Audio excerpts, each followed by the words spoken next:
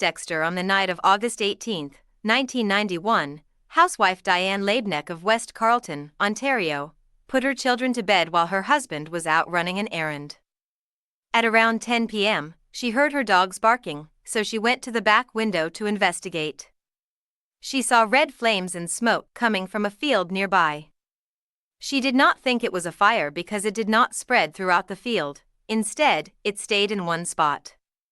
She then saw an unidentified object come down to the ground, next to the flames. On top of the object was a blue flashing light. Another bright light was on its bottom. She watched it for about 10 minutes. It then lifted up, went behind some trees, and disappeared. At the same time, the flames disappeared as well. She was very frightened by the encounter and wanted to call the police. However, she figured that no one would take her seriously. About 10 minutes after the flames disappeared, a helicopter appeared.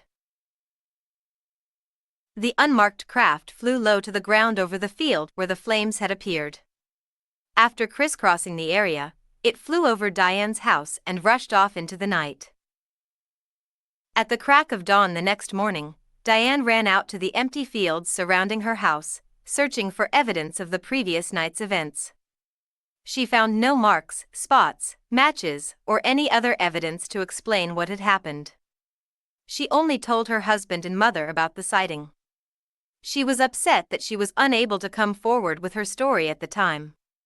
However, she knew that no one would believe her without evidence supporting it. The 1991 sighting was the second unusual event she had witnessed in West Carleton. In 1989, she was one of several residents who observed a sudden explosion of extraordinarily brilliant light over a nearby swamp. Diane might have remained silent about her 1991 sighting if not for a controversial videotape which seemed to verify her account. In February 1992, 6 months after the sighting, a package from Canada arrived at the Edgewater, Maryland, office of Bob Escher. He is a well-known UFO researcher and former NASA mission specialist. The package had no return address. Inside were documents, pictures, a map, and the tape, all pertaining to the 1991 sighting. The tape's label had the word Guardian and a fingerprint on it. He was not familiar with the word and did not know of a connection between it and UFO literature. At the time, he was unaware of Diane's sighting. However, he soon discovered that the videotape depicted what she had reported with stunning accuracy.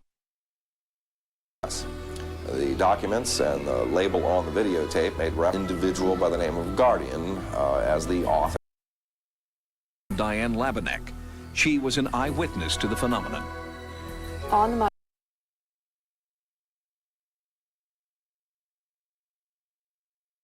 very traumatic night for me. I can always remember that night. It will never be forgotten. Convinced, and I'll always be convinced that this is a helicopter. My response to that is it's a ridiculous explanation. What appears in the video does not look at all like a helicopter. Dr. Nathan, nor any other investigator, has been able to determine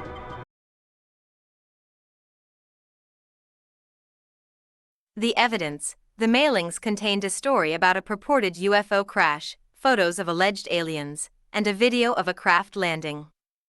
The video analysis, the blurry video, which gained significant attention and was featured on a 1992 episode of Unsolved Mysteries, was widely analyzed by experts.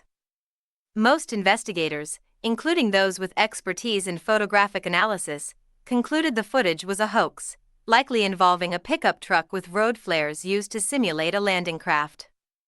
Bruce Maccabee's involvement, as a prominent optical physicist and UFO investigator, Dr. Maccabee was among the experts who received and analyzed the Guardian materials. His analysis was part of the broader investigation into the authenticity of the evidence, which ultimately pointed towards a sophisticated fabrication. The case is often cited as an example of a well-orchestrated UFO hoax. The name Guardian refers to the anonymous source, not a specific Guardian UFO truck as a type of craft. The truck reference comes from the consensus among investigators that a truck was the likely prop used to create the landing illusion in the video. Like a combine harvester pack there. Now, there has been some theories out there that it was a helicopter that landed. I can't see how that would be a helicopter.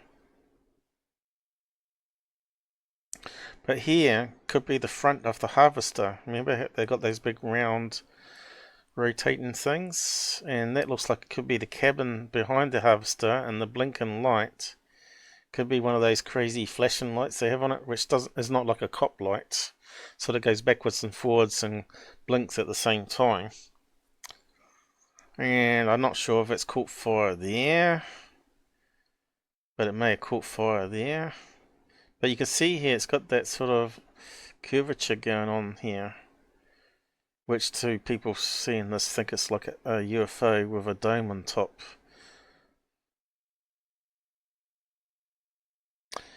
So if you look at a combine harvester, now the other theories was that it was a prop on the back of a flatback truck, and we're seeing like the back of the truck here, the back of it, which looks like a dome. Now, I would have thought Bruce Maccabee would have said, oh, I think it's just a real object, but I think it's a combine harvester. Am I actually more clever than Bruce Maccabee? If a crop is harvested at night, it's more moisture content, which leads to marketing problems. But as the number of combine harvesters is too small, they have to put into operation from morning till late hours at night. There you go. So they don't want to, but they just have to. Corn is harvested at night due to the conditions of the corn stalks. Okay, here's another reason. They're approximately 6 to 8 feet tall, and as the workers are harvesting in the area where the temperature can get up to 100 Fahrenheit during the harvesting season, is primordial harvest at night. Now, what's 100 degrees Fahrenheit in Celsius? Here we go. We got some videos on at night time, but obviously a lot better than that VHS tape. And you just have to get the right angle, wouldn't you? Okay, here we go. So, what kind of flashing lights do they have on them? But if they're parked, right, and they've got a fire going for some reason, maybe they're burning off stuff, they would have a lot of the lights turned back off, right? But it does look like it too. Look at this here, see this pattern? So let's grab that from the video and overlay it on there. Let's see what they say. Extensive US study over 15 years showed that 70% of harvester fires initiated in the combine energy bay. So that's why it's probably stopped and parked and trying to put out the crop fire. Collecting or dumping hot components can ignite and embers can... So it sounds like it's a very common thing. Why do they keep happening? There you go, look. Bingo! Said it wasn't a hoax. He's correct. It's not a hoax. Someone filming a harvesting operation, and then someone got hold of it and decided to call it a UFO.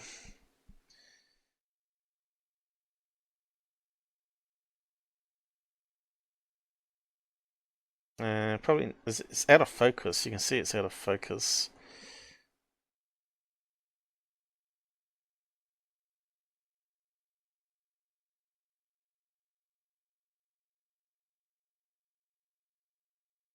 Does look like a square cabin there, doesn't it? Doesn't look like a round one. It looks very much like a harvester.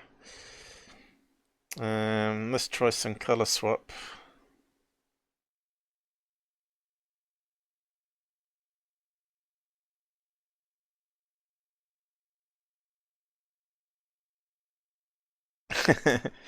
Heat of the exhaust when packed up. Or yep.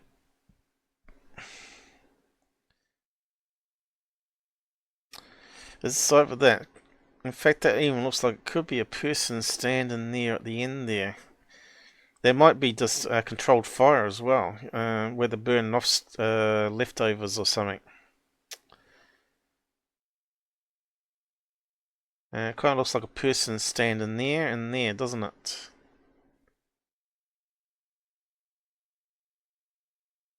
Let's see what we can do with it. Almost looks like a shape of a truck packed at the side there. So could it just have red lights on it? And that looks like people heads here. See that there? It looks like people standing behind. Heads, bodies. That kind of looks like a square truck happening there. Could that be like a fire truck that's putting out the fire here? Well, that.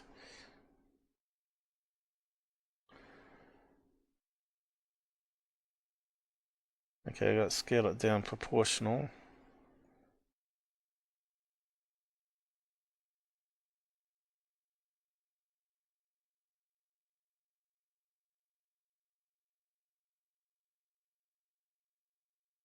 Around about there, I'd say.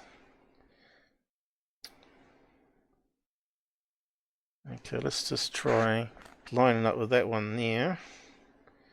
We got that there. And then it'll probably match properly. But is there any blinking lights there at all?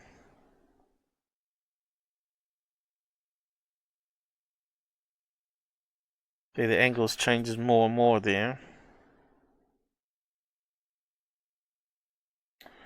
And then you get that thing at the back, which they said was a helicopter.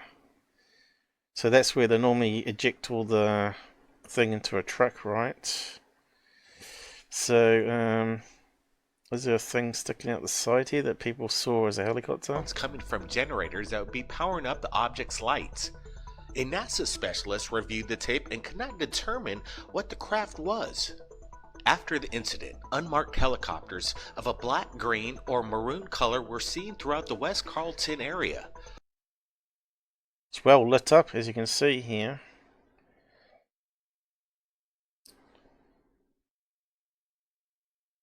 And the tube comes out the side when they want to empty, right? Which could look like a chopper boomer, you know, the tail fin. So what else we got to go with?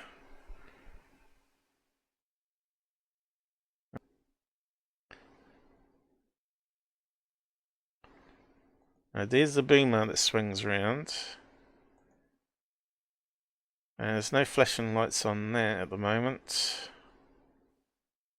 Maybe the flashing lights are optional. But you'd think it'd have flashing lights on it just to warn people that there's a blade coming your way. Yeah, so what else we got? So that looks like wheat, right? And you won't want to get in the way of that thing.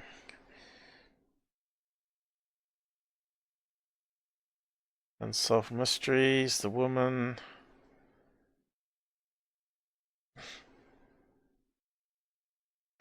So we're not going to find a picture of him. A UFO who knew Diane, interesting.